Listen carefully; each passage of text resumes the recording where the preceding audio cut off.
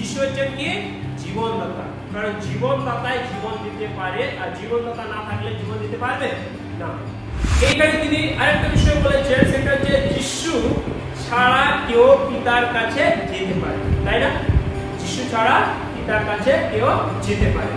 তার মানে পিতার কাছে যাওয়ার একমাত্র পথ তিনি ঘোষণা করে দিয়েছেন, আমি ছাড়া কেউ যেতে পারে না। তার মানে যিশু নিজেকে বলছেন আমি, তাই না? তার মানে আমি হচ্ছেন সেই মাধ্যম যার মাধ্যমে তোমরা কোথায় পিতার কাছে যেতে পারো। কারণ পিতার কাছে যাওয়ার জন্য কোনো পথ নেই, একমাত্র পিতা দিয়েছেন, তিনি হচ্ছেন পবিত্র যীশু খ্রিস্ট। আমেন। আর সেগুলো কি বলে?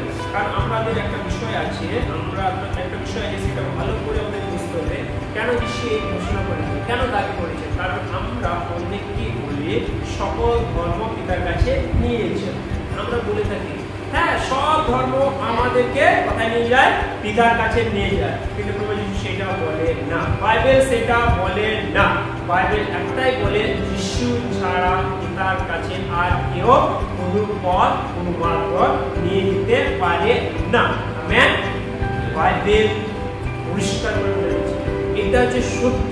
আমরা মানি না মানি সেটা আমাদের ব্যক্তিগত ব্যাপার, কিন্তু এটা যে বাস্তব, তিনি একমাত্র পথ, তার ছাড়া আমরা পিতার কাছে আমরা যেতে পারবো না। আমেন। অন্য কোনো নাম নেই, অন্য কারো কাছে, অন্যদের কাছে যে থাকবেন না। তিনি বলে দিয়েছে অন্যদের কাছে কোনো নাম নেই, না আকাশের মধ্যে আছে, না মানুষের মধ্যে আছে, কোনো কিছু নেই, একটাই আছে, আর তিনি হচ্ছে কি যিশু।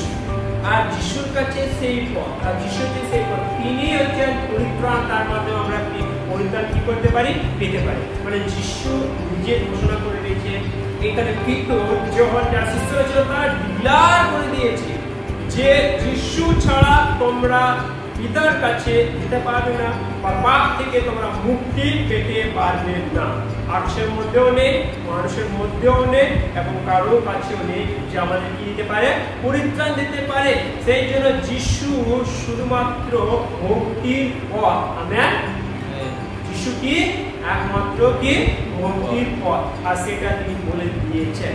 সেই জন্য আমরা প্রত্যেকে মুক্তি যে আমরা কিভাবে পাবো, যিশুর মাধ্যমে। একমাত্র তিনি পথ বলেছেন বলে আমরা জানতে পারছি, কারণ তিনি ঘোষণা করে দিয়েছেন, আমরা সেটা মানছি। কারণ অনেকে বিষয়টা মানতে চায় না, মানব না মানব এটাই বাস্তব, এটাই সত্য।